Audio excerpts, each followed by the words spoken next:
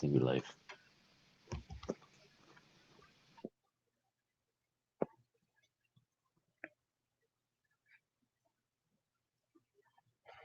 So are we on? Yep. Oh, okay. Assalamu Alaikum, everyone. So Um, Masha Allah, with the grace of God, we're here to attend another Quran study. We'd like to start with 479. I think is a typo error. It's 479. The God says that anything that good happens to you is from God, anything that bad happens is from us. So this is absolutely a blessing. And so I tried to come up with the notes. So if any mistakes, please forgive me. Uh, anything is done right is a blessing of God. So Auzubillahi min Shaitanir Rajim, Bismillahir Rahmanir Rahim, Surah 21. It's named the Prophets Al-Anbiya. Very, very beautiful surah with a lot of stories. You just can't get enough of this surah. One of the first surah I fell in love with. Amazing. So 21 verse 1. Fast approaching is the reckoning for the people, but they are oblivious, averse. And give me 1 second. Let me put a timer on, so I want to make sure I see the 503. Okay. So, and this next verse is 21:2. When a proof comes to them from their Lord that is new, they listen to it heedlessly. So, these three words, fast approaching, reckoning, and oblivious, were such a strong words in one statement. And if you look at the reckoning is a calculation of past mistakes. And what is the people are saying? Oblivious, averse, like they're turning away from this. And averse is a strong, like adjective for the oblivious.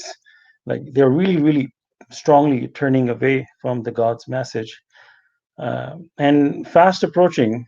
eh, People, you see sometimes people with banners saying end is near, end is near.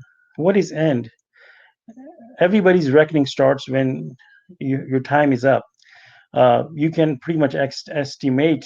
I mean, God knows our death time, but a 40-year-old person can estimate how long this person is going to live, and that's pretty much it. Once your time is up, there's no more going back to fix or anything.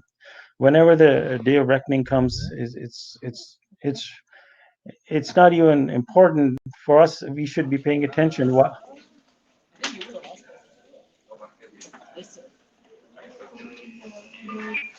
I see somebody's mic is on. Okay, so it's not even. We should be focused because we will be reporting to God individually, and we should be working hard. We should not be taking any day as a granted that I'm gonna do this tomorrow or I'm gonna do this next week. We don't even know that we will be here to do all this. We make plans every day, and we don't even know if they're gonna be we're gonna be able to do them. So God is saying fast approaching. Its time is going so fast, and whenever a proof comes to them from their Lord that is new. What an amazing God system God has made this world, that God could have sent Adam with the Quran when they came to earth and we'd be done with it. But God has sent messages in a step by step. Every time something is changed, why God did it. And we learned that because to test people who you are sincere with. When a new message comes, people they reject it because they've been following their elders, their society, their parents, and but some new message comes in. That's where the test begins. And every time you can see prophets, messengers, and the message has been changing, shift slowly. So basically God is testing us. Who are we sincere with? uh, you know, you get a proof. Like you've been taught, for example, 2 plus 2 is 5 all your life, and somebody comes in and tells you no, 2 plus 2 is 2, and it proves you with putting two apples and two apples. Look, there are four apples. But people's minds are so heedless that they reject the reality and going back to what they've been believing. And that's what basically the test is with every pretty much prophet. You can see when they came to their community with messages, with miracles and proofs. But what happens? That is new, because when it was new, and that was the heading for this opposition to the to the new evidence. And it's like we see this thing happening right before our eyes, like somebody who works in, I suppose, NASA, and then he said he tells us a story that this is how we work, and they said, you want to see? Then this person takes us to their workplace. I will show you how this happens. So this is like God literally took us for a ride. Proof of 19, heedless, uh, careless. People were like literally turning away from the proof 19 right before our eyes. The great debate, if you look at that, I mean, to a person who is sincere can see what a marvelous miracle that is. But for those who are heedless, it doesn't, it, they're rejected completely. 21:3, their minds are heedless, and the transgressors confer secretly. Is he not just a human being like you? Would you accept the magic that is presented to you? So the foothead note says that although the Bible, Malaya 3:1, and the Quran 381 prophecy the advent of God's messenger of the covenant when he did appear, supported by one of the greatest miracle, which is in 74:30 through 35, he was met with heedlessness and opposition. The divine assertion that every new proof is opposed has been proven by the Arabs' opposition to the Quran's miracle. And that's you can find in Appendix 1 and 2 in the Final Testament. So we can see that happening right before our eyes. People are, like verses God says, uh, uh, proof of opposed by the proven, been proven by the Arabs. And here you see the heedlessness and opposition met. So we can see literally the history is being repeated right before our eyes. And God says their minds are heedless. If you really look at them, heedless is actually they're heedless to only to this message. If you look at them, they will not be heedless to money, the worldly matters, family, society. They will run towards it. So in their minds are not actually heedless. Their minds are heedless to only to this message. But why God is calling them in a journal statement that this God is saying that their minds are heedless is because if you are heedless to this message, it doesn't even matter if you're paying attention to other things. Like if a student is heedless to his studies, it doesn't matter if the student is like wasting time in other stuff. It doesn't even matter. This person is a heedless because that those things will not benefit him. So if somebody is heedless to God's message but not heedless to other stuff, this is you this person is labeled as a heedless. And that's another example of that. They pay full attention to world matters like money, fame, people. This is a clue. There's a clue here. Who is your God? So if you are paying attention to other than God, then God is not your God. And and look at that. The worldly matter. It doesn't matter if you devote it to this world, because there's a formula here. Earth times two treasure is equal no forgiveness. Even if you have the treasure equal to earth times two, God says in one of the verse that it will not be accepted from them.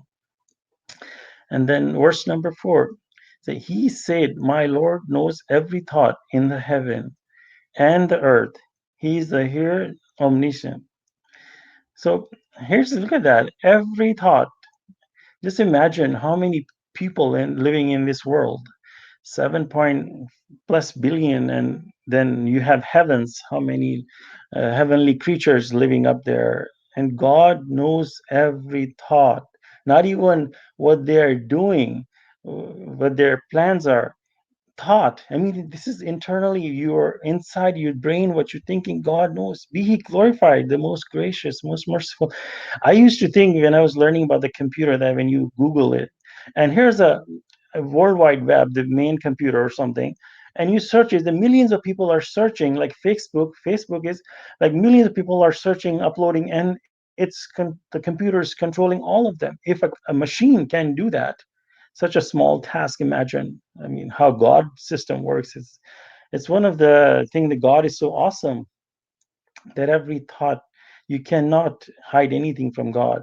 You be thinking that maybe internally you're thinking some thoughts. God is aware of every single thought. And the next verse is, they even said hallucination, he made it up, and he is a poet. Let him show us a miracle like those of the previous messengers.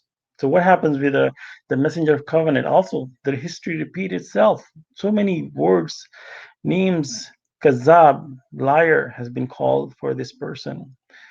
And then people say he made it up. It does not exist. The miracle 19 does not exist. And which is what there's a verse says, the Quran's mathematical code, tangible, irrefutable proof on 4:174. O people, a proof has come to you from your Lord. We have sent down to you a profound beacon.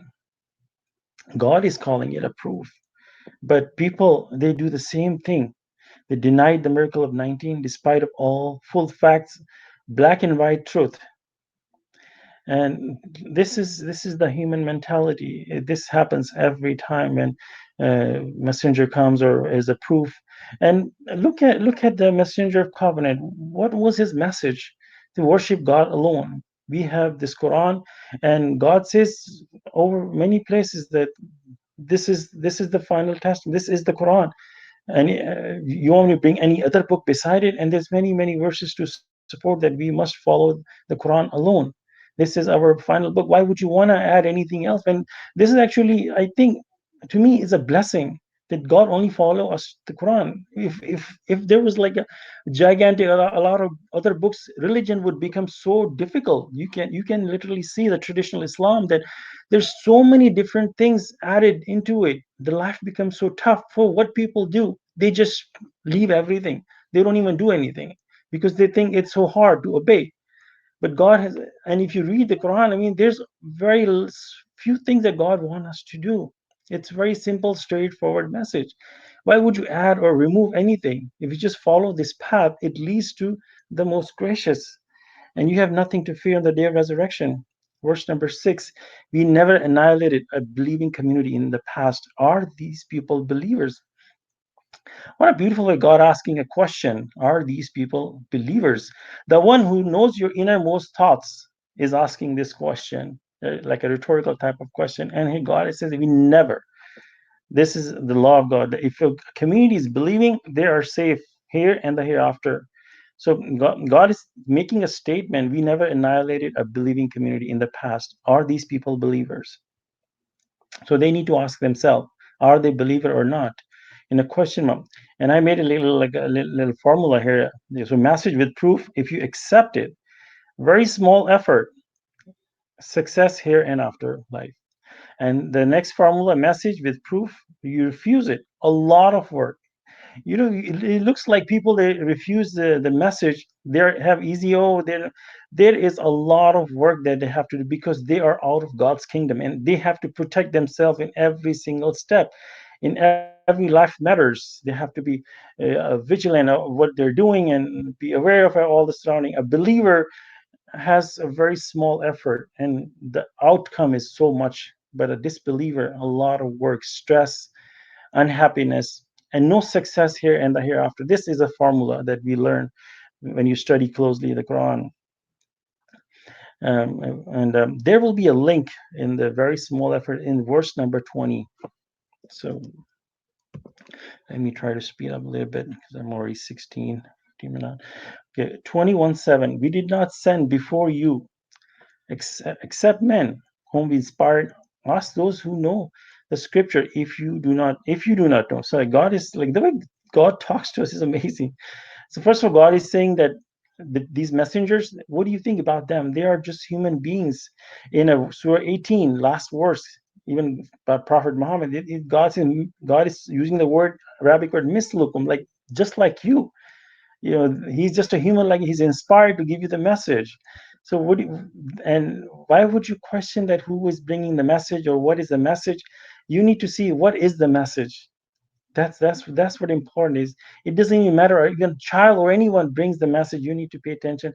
Why you worry about who is bringing the message? And in a rhetorical God saying, if you don't know, go ahead, ask somebody who knows. Like you learn a lot about from great debate. The verse number 8.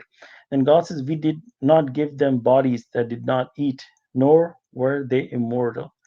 So it's amazing when you put two nots, like not here and not here, it gives the strongest statement. God could have said that I gave them bodies that eat. So now that's just a statement. But if you put a not, then God is like stressing people to think. What do you think? Why we did not give them bodies that did not eat? So they're who eats? The human beings. Remember when the angels came to Prophet Abraham, they did not eat. So their system is different, which we don't know how their system works. But as a living human in this body, we need food. So when you see these people that bring in a message, they're just like regular people and they're immortal. You see any messenger or prophet that's still alive? No, they're all gone.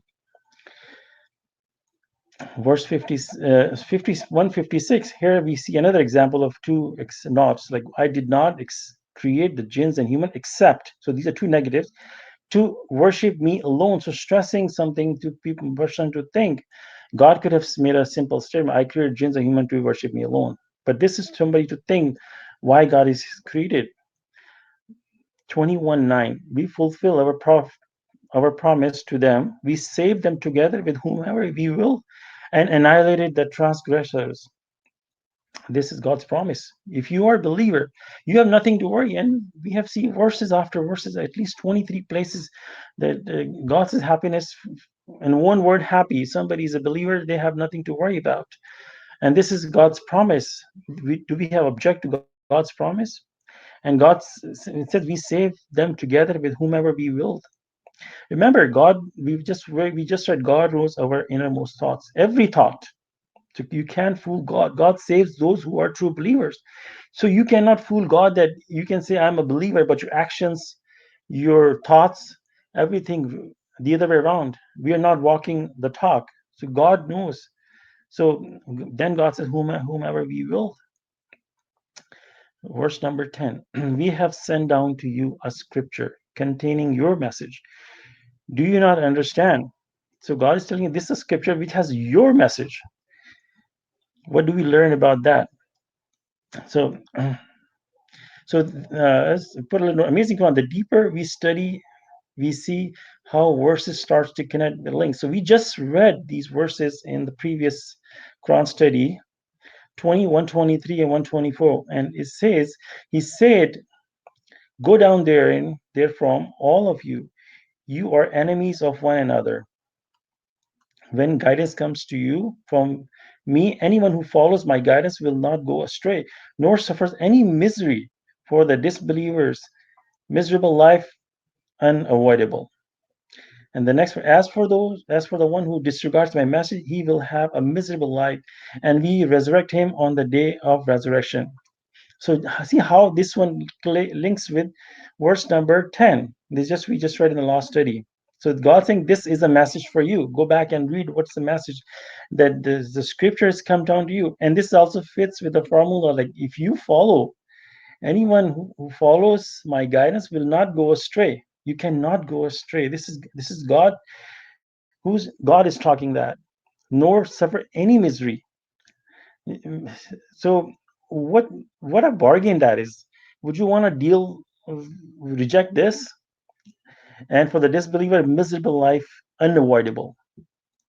So miserable life is here, unavoidable. So anybody who rejects, they will have a miserable life.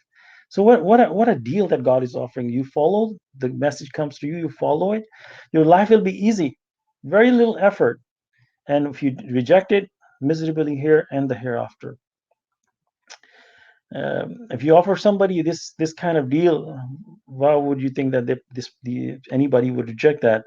The next verse says, "Many a community we terminated because of their transgression, and we substitute other peoples in their place." So this been always been the case. People the message comes to people, reject it, and people and God wipe out their community, and then this all starts all over. And when God says many a community, yeah, God didn't say all communities. And we can clearly see many communities still exist. So probably then there are some believers in it, and this is God's plan, and we don't know. Probably when a whole community disbelieves, probably that's when God wiped them out or something. Verse number 12, whenever requital come to pass, they started to run.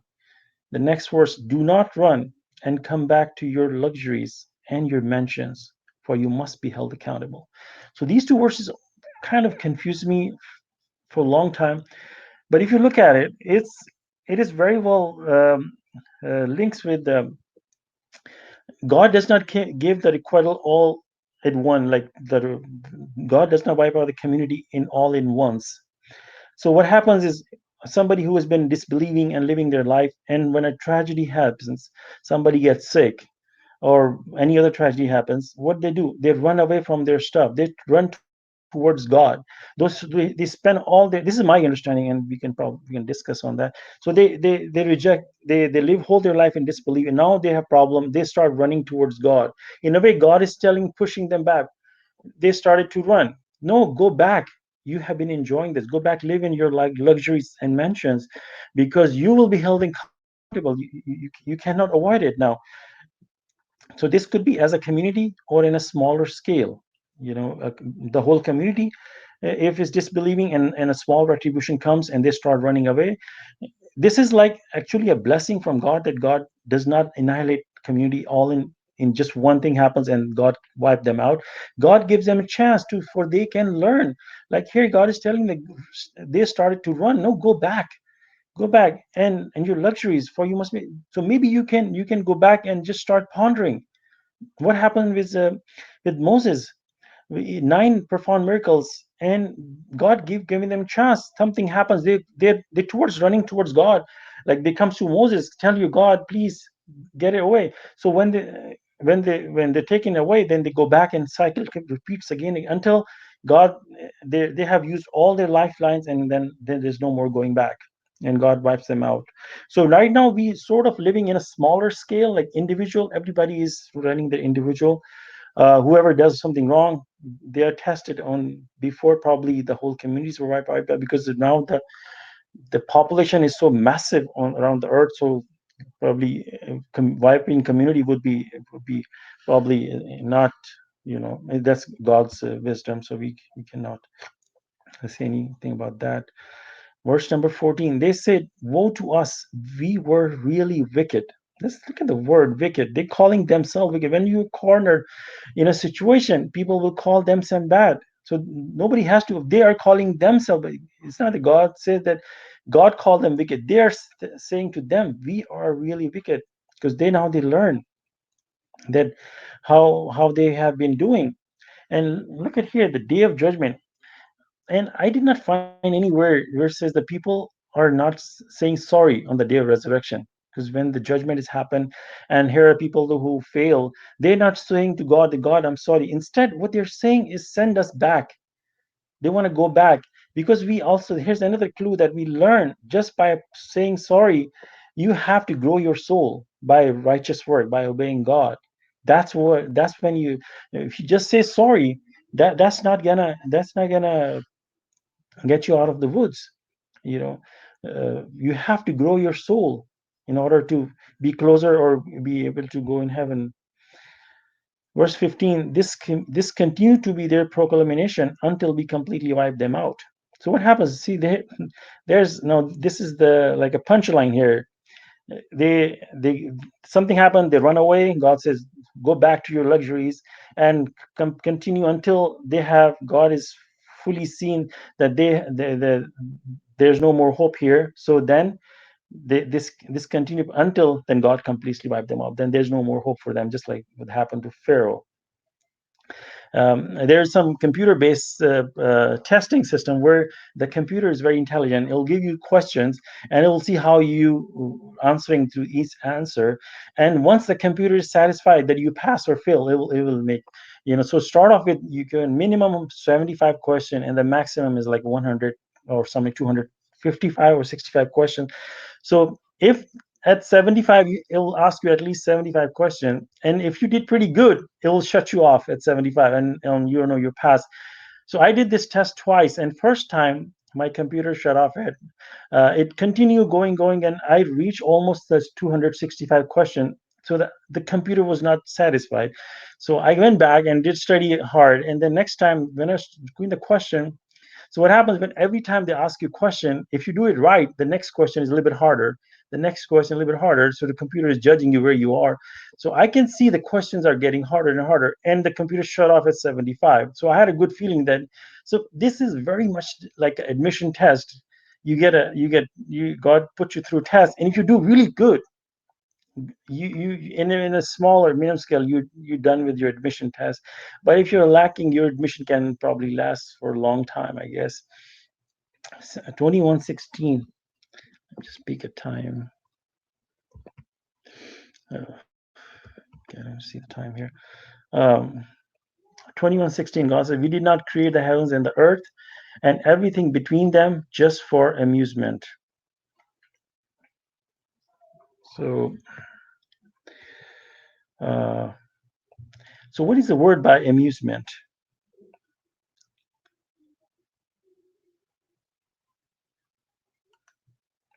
Let me go back here. Just want to make sure that we are on.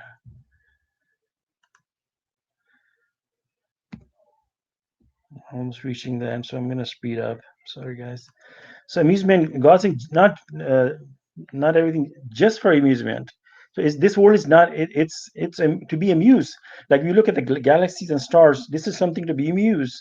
But what is that? It's not just for amusement. Yeah, you can be amused, but what is it to learn? To learn about God. The more we learn about God, the more it's gonna naturally bring us closer to God.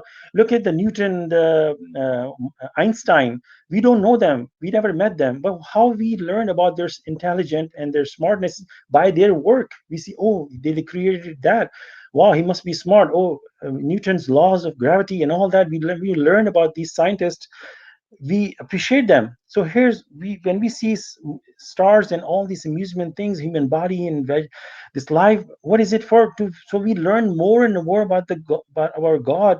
So when we learn more and more, naturally will bring us closer. We don't even have to strive to worship God. It will We will fall in love with them, with our God, and it will naturally bring us close. So this is one way to learn about our Creator, that how awesome our God is. And when like in nine profound miracles for Moses, what was that for? For amuse, yes, but to see the message through them.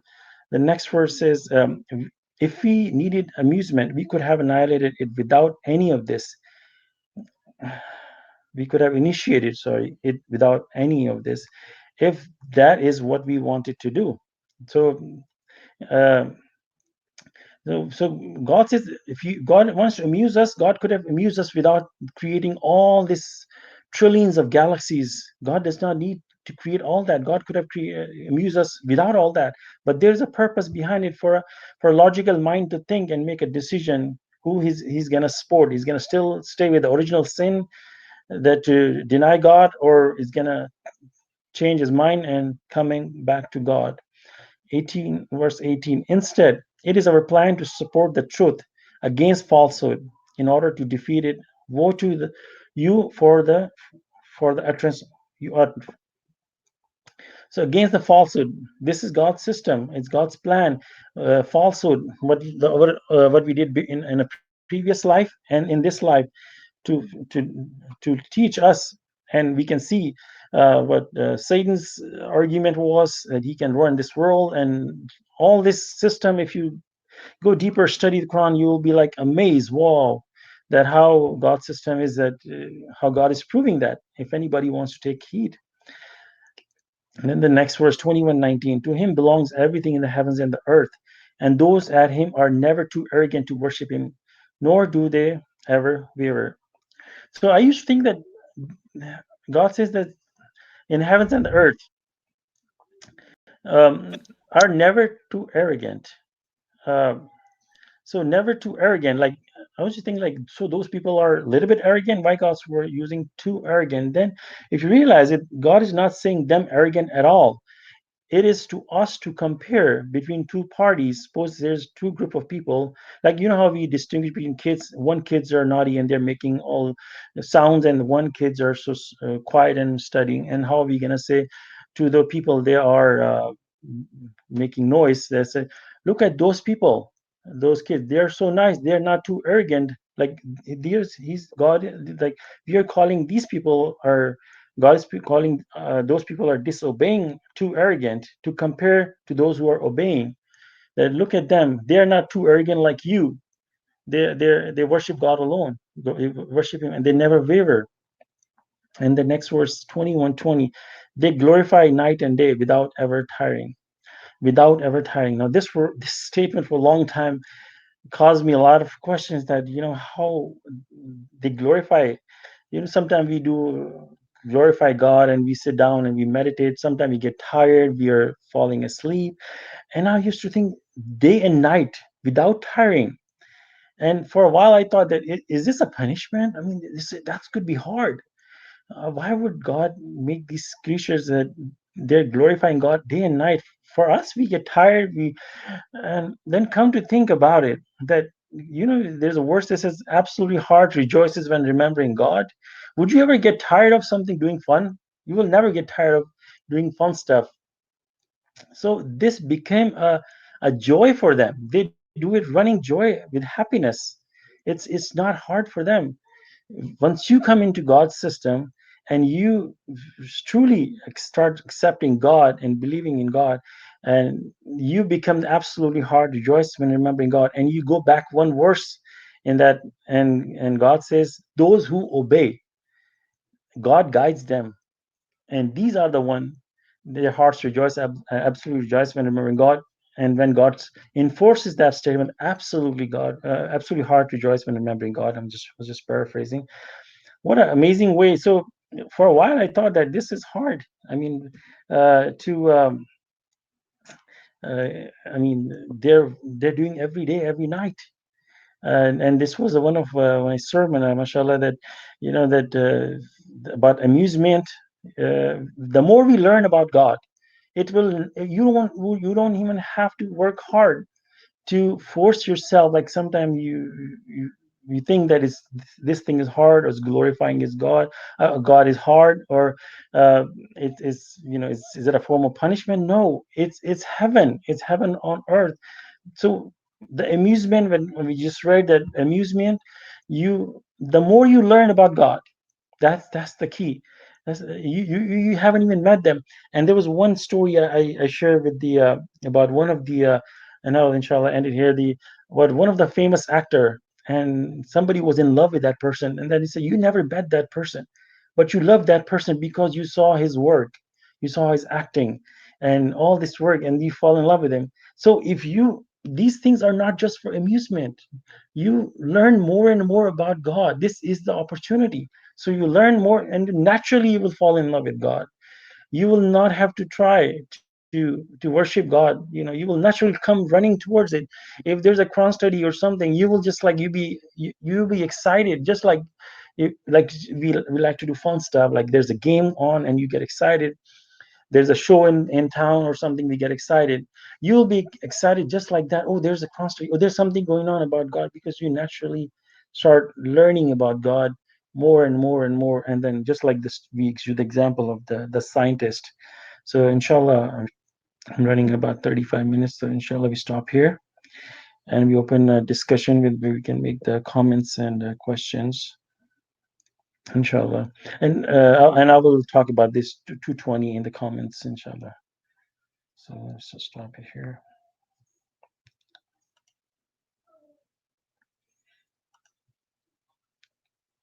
Okay, so I'm done here, mashallah.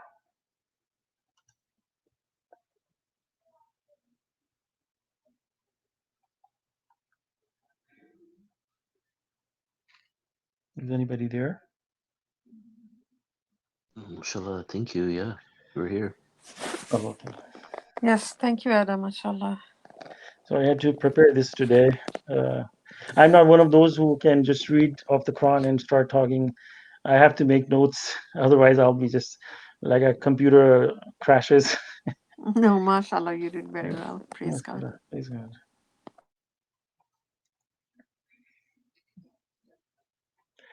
I can go ahead and continue to make that just a example of a gamer.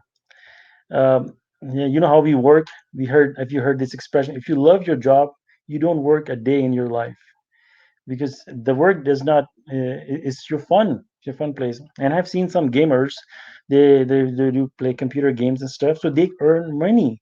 They love that and they earn money. So if somebody was doing like 16 hours a day and playing game and making money, and somebody other person who does not understand, it's like, wow, you work 20 hours a day or 16 hours a day, that must be hard. But for a gamer, he's enjoying that work. For him, it's fun place to be. So obeying God and glorifying God, God put so much joy in it that for a disbeliever would be thinking, oh, you. Even I've seen many times they think that worshiping Salat 5 times a day, it feels so hard for them. But for a believer, it's a moment to meet God, or somebody who's meditating or glorifying God or doing something. For a disbeliever, it's hard work. Just like somebody who does not understand a gamer's fun to play game.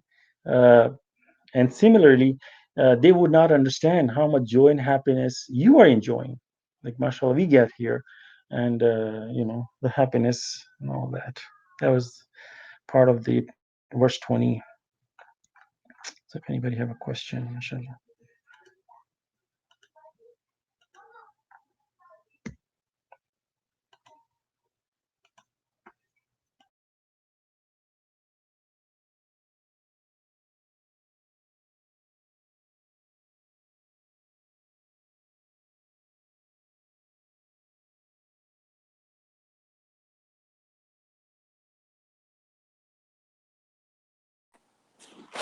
Assalamu alaikum.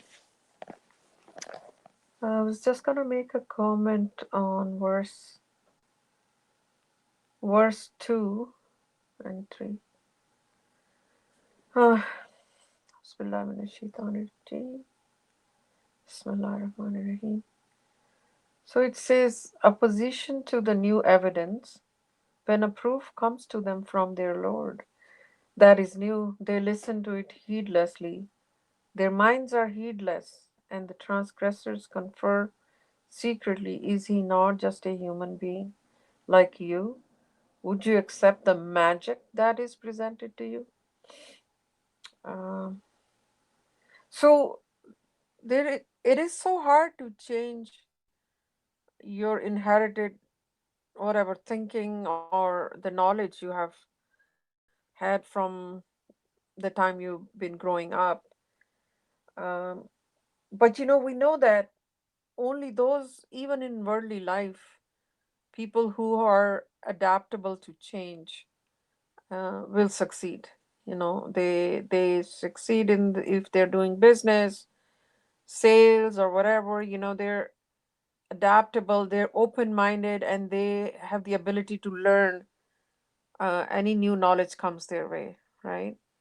But it is so hard for people to change their thinking and have an open mind when a new message comes to them.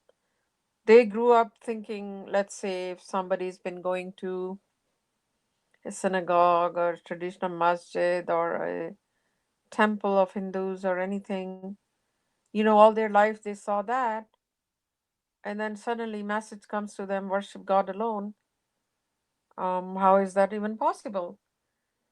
This is such a human tragedy. Even though God has created us in the best design, meaning human brain has been given the most faculties to analyze things. Um, uh, it's just amazing. Unlike birds and animals, they have given survival instinct and reproduction. Very basic, um, things they can do. But here we are given so much, and the free will. We cannot even imagine. There is no software you can design with a free will. That's the thing. Uh, Differentiates human capabilities, or the best design God has given, is that makes them, uh, so special. But then God says, then we sank into the lowest level. We didn't use our free will, um, to, choose the right way. Even whenever we received a message with the proof, obviously, God will not send a messenger without any proof. God would send message with the proof, so which will tell its divinity, that this is divine, no human being can produce it.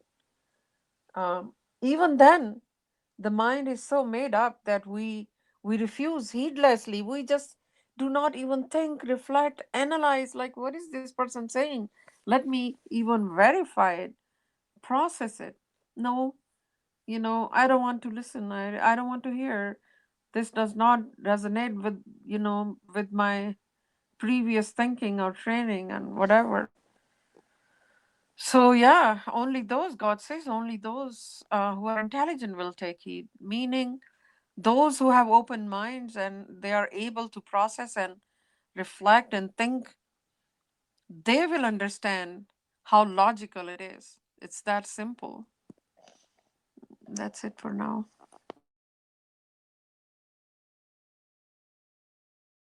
Masha Allah. Yeah, I also wanted to comment on the part about the miserable life, that says miserable life is unavoidable for the disbelievers, So this is God's promise that if we do everything that God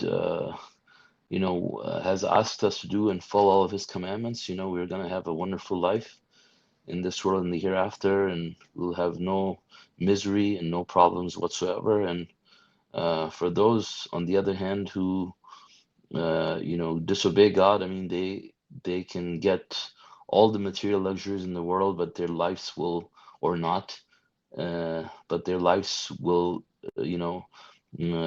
either way are going to be miserable, and they will have all kinds of problems, or hell. And heaven starts here in this world, that we create for ourselves based on our actions. Nothing bad comes from God, but we are humans, are the ones who hurt our own souls by disobeying God and bringing misery upon ourselves. God's law is that if we put our finger in the fire, it's going to burn. So God has created the fire. You can use it for your benefit, or so same thing. These verses are telling us that the disbelievers will have a miserable life, guaranteed now and forever. Yeah.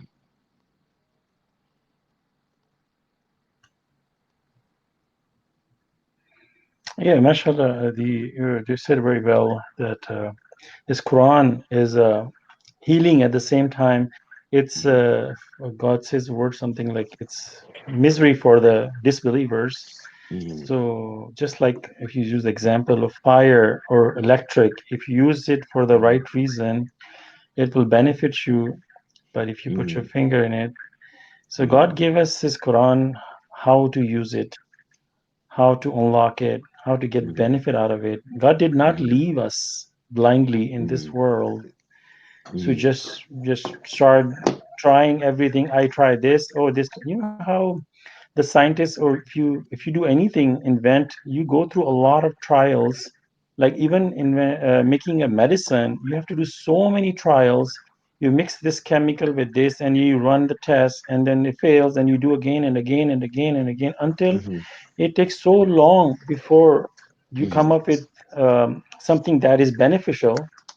So imagine God give us the book of formula and just say, there it is. You don't have Mhm. to, you only have 80 years, 70 years to live. And and then just follow it. How hard Mhm. is that? But a human mind is that is rejecting. to what God is saying and want to go on their own to know, oh, I want to try this, and they suffer the consequences. And you see Hmm. right before our eyes those people that disbelieve, how stressful life in there. Sometimes you just, you see every day how Hmm. people are, the way people are driving, Hmm. um, like especially in the rush hours, the way they drive, and you can clearly see how stressful that person sitting on the driving seat, what is he going through. Hmm. And Yeah. and I in fact feel sorry for these people. I mean, not just, but just like thinking that we know what heedlessness, because you cannot say, like what's that surah 22, where God is challenging anybody, like was it verse 16, if Hmm. anybody thinks that that God cannot support them in this world. So this is an open challenge. The sad thing would be on the day of resurrection, and you would be, somebody would be to ask this question, did you even try this formula? Hmm. And that person will say, no, I did not even try. You tried everything else, but you didn't try this. I mean, a logical mind would think, at least I should come and examine what God Hmm. is saying. Just like Nudrat was saying that the people are so intelligent out there. They would they're open to new things, new ideas for their business, for their work. They they're willing to learn. They're willing to go back to school. If there's Hmm. more like opportunities come, they're willing to change their jobs. They're willing to move from one place to another place for a better opportunity. So it's not they're not open to new things, they're just not open to new things for God. So who they are Hmm. sincere to? They're not sincere to God. This is not important for them. They're heedless to this, Hmm. oblivious. Yeah, mashallah. So you read from 2098? No, Surah 21. I started from Surah 21. I thought Ahmad finished the 20, Surah 20, last one, right? Uh, okay.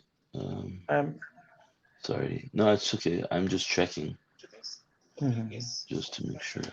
So you read from 2098?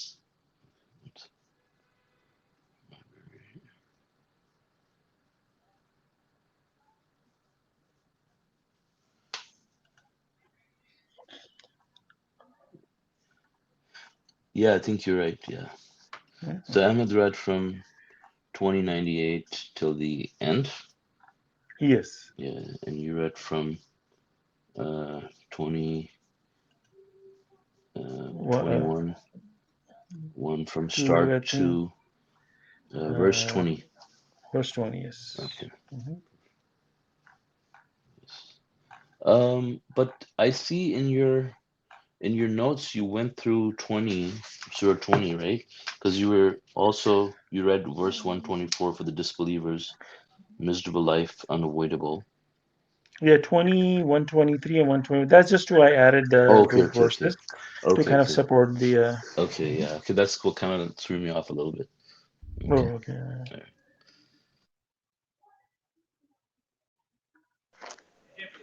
Okay.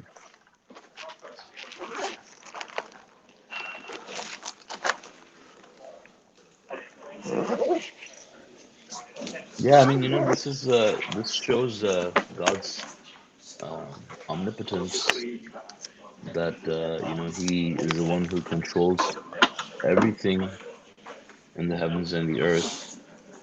And Steve, would you mind muting? I think they're here background noise. Thanks.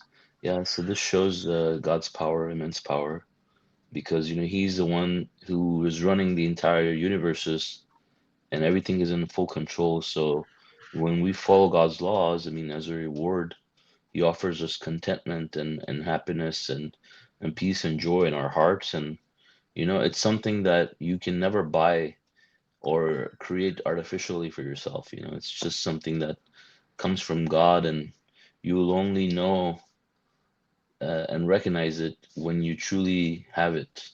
You know, but it's amazing that this is God's shows God's power and His promise, and I think it's a way that God assures the believers and gives them good news in this life.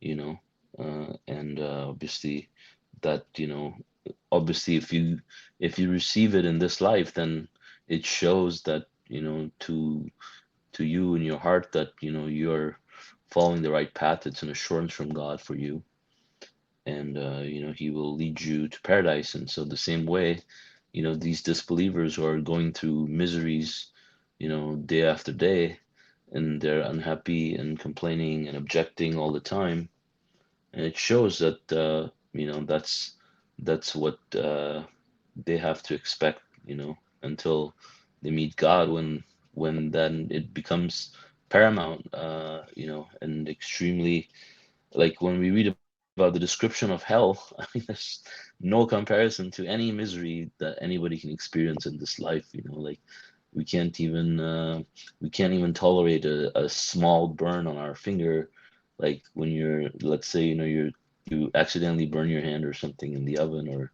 something like that, or you touch something hot, but and it burns and it pains for so long. I imagine having that, or looking at people who get like third-degree burns and stuff. I mean, how terrible it is, right? But then God says in the hereafter, these people will be confined in iron pots, and they'll be have skins will be burnt, and then they'll be given new skin, so like they'll continue to suffer eternally. So such a huge difference. um, but it's the same way now too, like their souls are miserable and they're suffering. I mean, we don't see the physical, obviously we don't see the physical burns, but we see their souls being shrunken and unhappy. I mean, we don't physically see their souls being shrunken, right? But we see how small their souls are based on how they act and how they feel. um, and but in the hereafter, that's going to be a lot worse or better, depending on where you end up.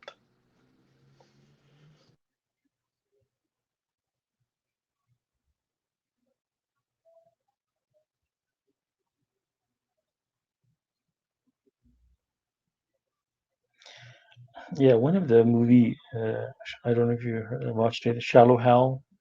It was a very eye-opening movie. That this person was only after physical appearance, and I wouldn't want to. If you haven't seen it, I wouldn't want to just give you the story. But this, the inner beauty and the outside beauty. What happens in the end? No, I'm just kidding. Have you seen that movie? No, I haven't. It's you gotta see it. It just it shows you the inner beauty and outside beauty. Uh-huh. Awesome. So yeah, so he just admires outside beauty. He's just going out with girls and he Mm-hmm. just beautiful girls. He does not, and he makes fun of the girls. They are like have not beautiful Uh-huh.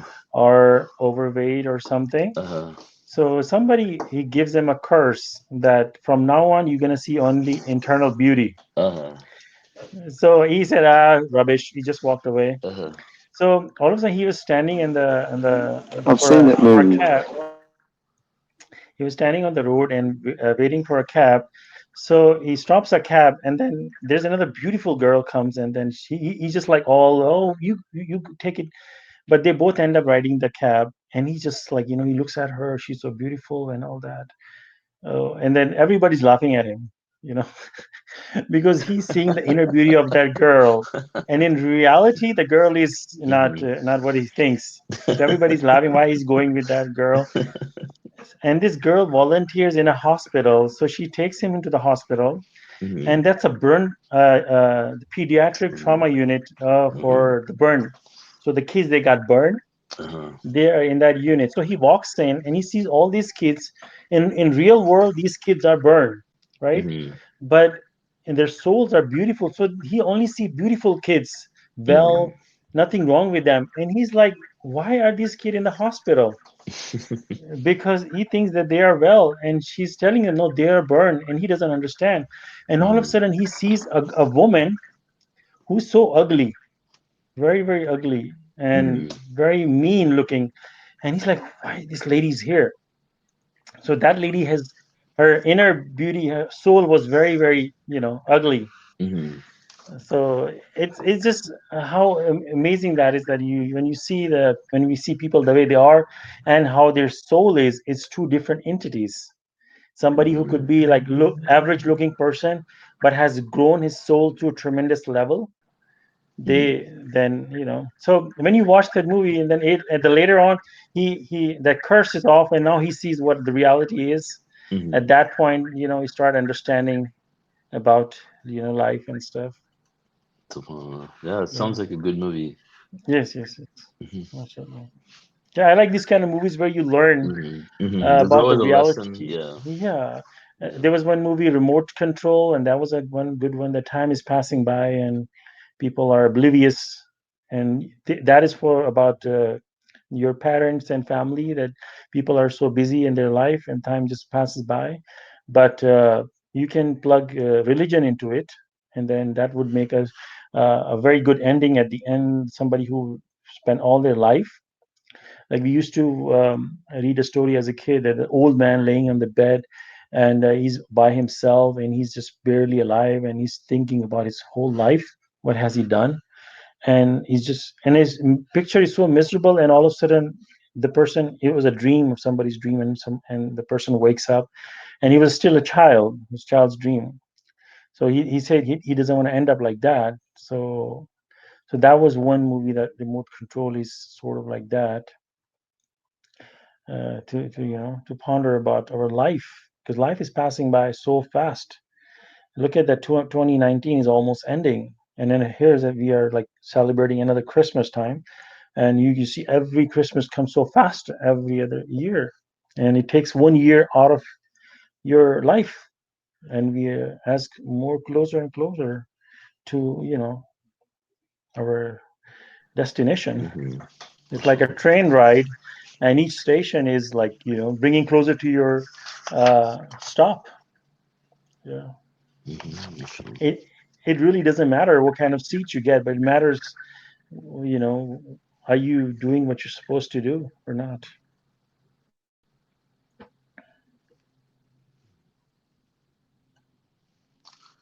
So I also wanted to comment about the concept of annihilation of the community. We talked about the verse that says, "Many a community we terminated because of their transgression," and and God says, "We fulfilled our promise to them." In verse 9, we saved to get them together with those whomever we willed, and we annihilated the transgressors.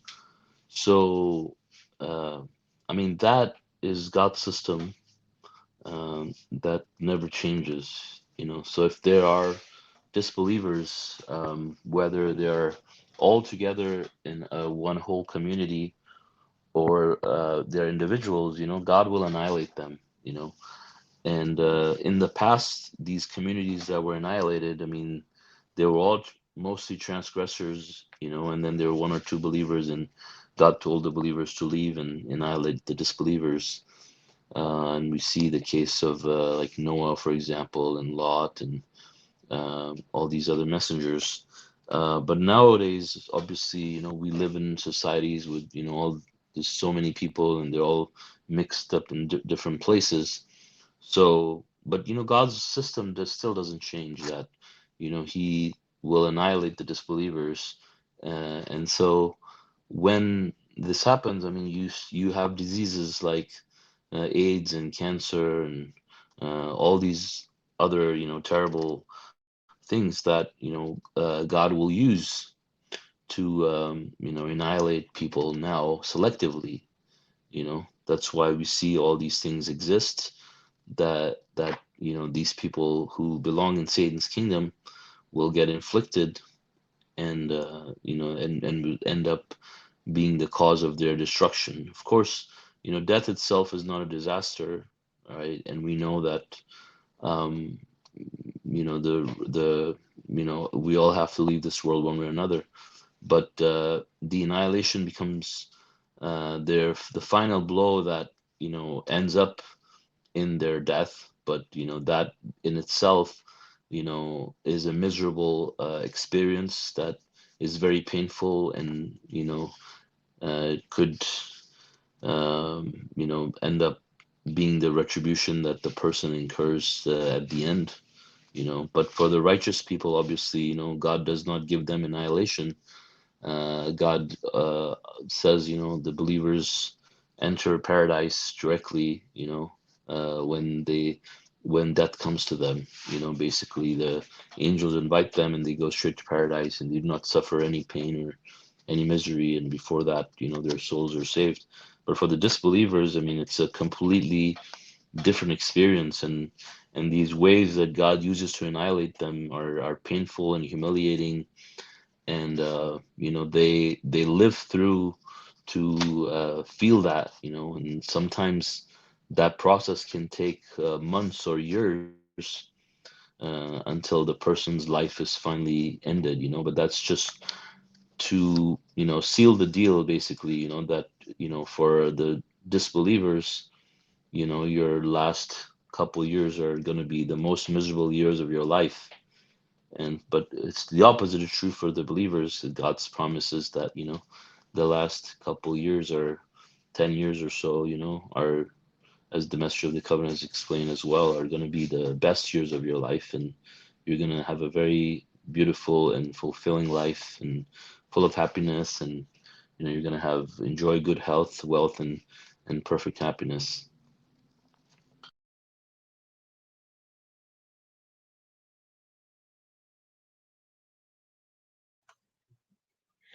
Yeah, that's very true. I also want to comment on the.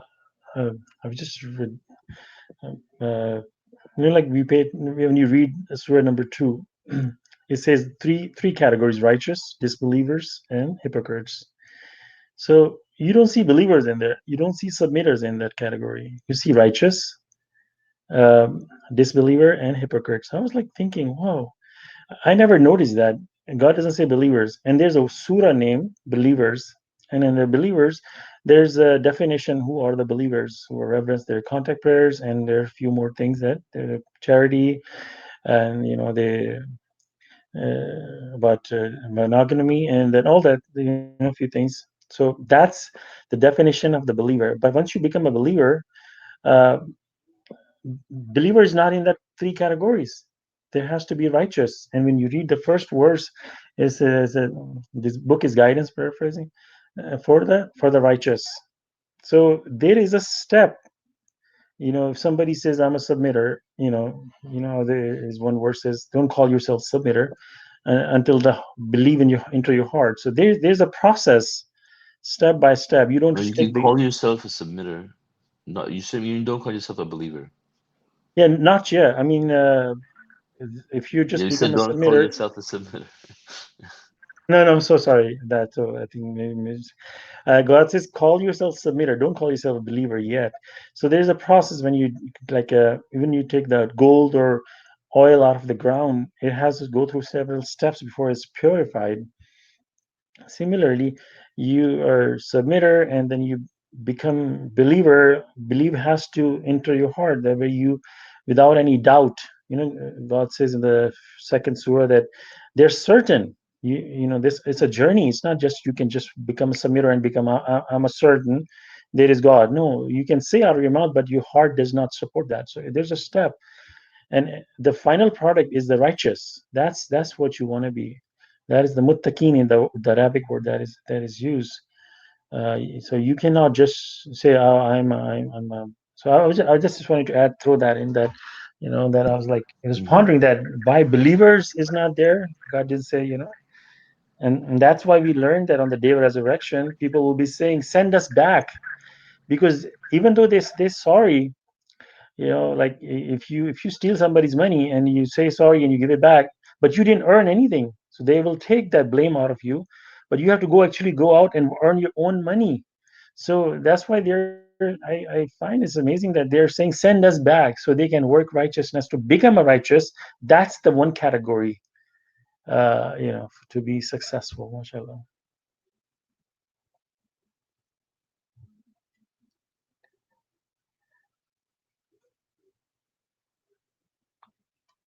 Yeah, I think now someone other than me or Adam is gonna comment. Yes, please. I had the first comment. She Then you she's guys complain I make too many comments. she started the stove and said you finished the cooking. I think we have Pamela and Steve also. We joined late. Sorry, we Okay, joined. so we read from Surah 21 verses 1 through 20. Okay. Yeah, we actually joined 1 hour late. Sorry about that. No, it's okay.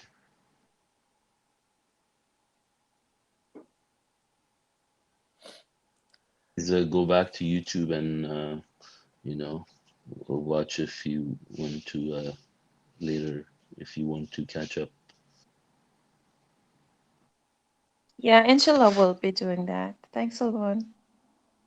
So you're welcome.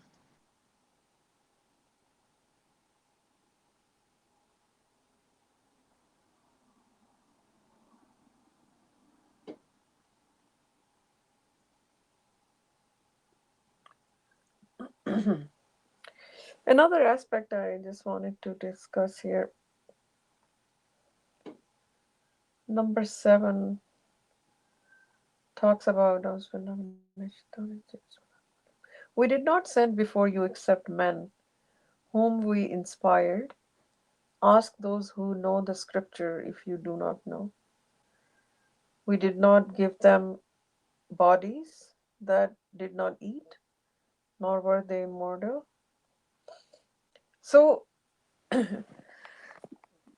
it's human tragedy that when they read previous scriptures or whenever messenger comes and they reject the messenger, but then let's say messenger is gone now, we have the message, and then they idolize the messenger like it was um, something made out of ordinary, not a human being. The level is so high, they make them either son of God or third part of the triangle of Trinity, or make them so special that they are made out of some other material. And God is saying, you know, the problem is the people do not recognize a messenger when messenger comes that, oh, it looks like a normal human being to me. Oh, how could this be a messenger? Or how come he doesn't have a halo on his head, or the light is not coming out of his eyes, or he's not floating, not walking on the water? Because it's not about, people are so short-sighted. They make an image of messenger, don't focus on the message, and always it's when they're passed away, the image is so big, and the message slowly disappears from the picture, and it's all about that person. And if we are reverent towards this person, we'll be accepted by God. And on the contrary, it's the message they brought. That message is coming directly from God through this person. You have you just followed what this person is saying, either in writing, or if you're alive, you listen to this person. So they eat like them. They go to the market, they do groceries, they probably help their wives to raise kids as well, and whatever, all the chores they have to do. But people cannot see them doing that. That's the problem. Every time it has to be something divine. But then God tells us in the scriptures they were just human beings like you. And it's not never about God alone later on, it's always this human aspect is so big for them that they end up committing idol worship, the only unforgivable sin if maintained until death. And that has been constantly mentioned in the in the scripture. but how people idolized, and corruption of the message happens with time. And at the end, it's like almost unrecognizable.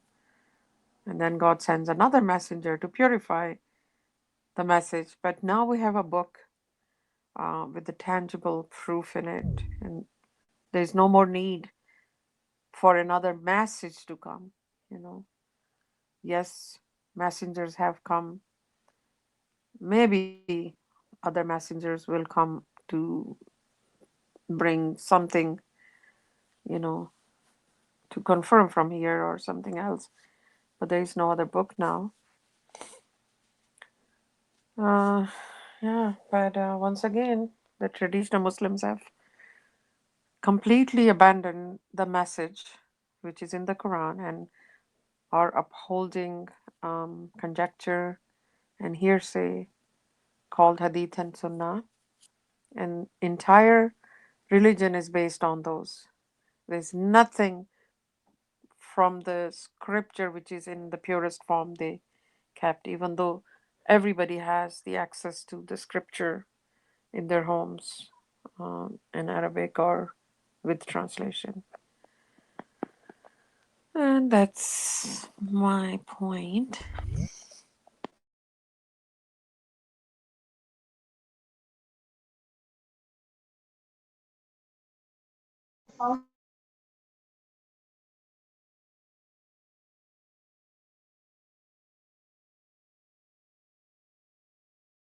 We can end the stream now if there are no more comments. Yeah, Ahmed, I was just kidding. You can comment if you want. Where is Ahmed? Ahmed? No, I mean Adam. Sorry, I keep calling him Ahmed. I'm sorry. Uh, I just relogged in. no. Oh, okay, okay. No, I was just saying I didn't mean to stop you from commenting. Oh no, no, yeah, no, I feel. But so okay. Well, yeah, I guess and you guys have more. You guys want to discuss these verses more?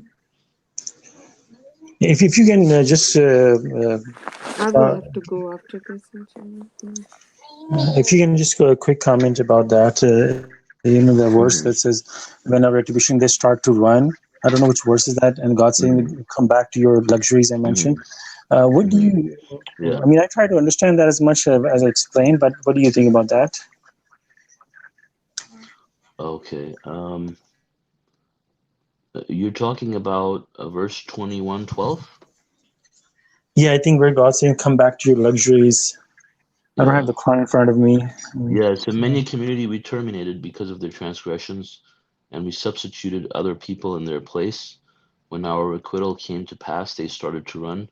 Do not run and come back to your luxuries and your mansions, for you must be held accountable. They said, woe to us, we were really wicked. This continued to be their proclamation until we completely wiped them out. hmm So, what is your question? So, like when they start to run away, uh, Yeah, like like let's say the people of Lot, you know, and then when the retribution came and they started to run for cover, you know, then God says, don't run now, come back, to your homes, your places where you're being annihilated because you must be held accountable. Right? And so they weren't given a chance to escape the retribution. They were annihilated, along with their luxuries. oh, okay. hmm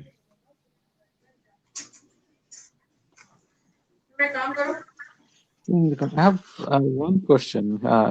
Verse number 19. Where it says,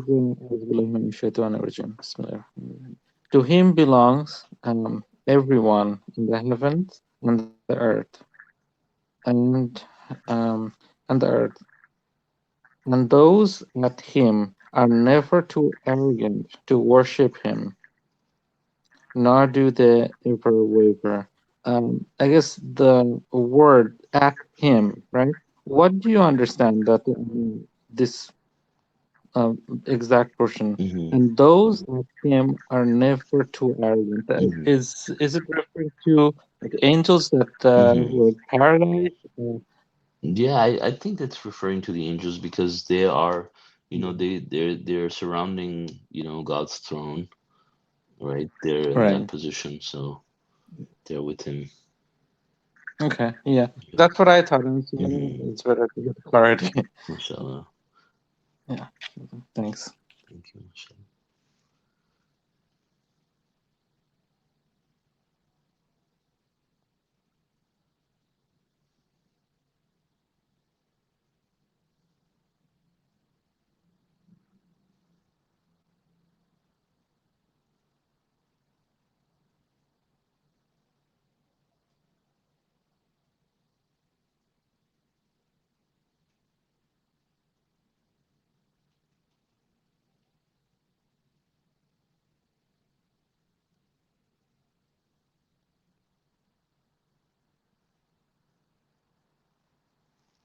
Okay, so I guess we don't have any more comments or questions about the verses, then we could end the stream here.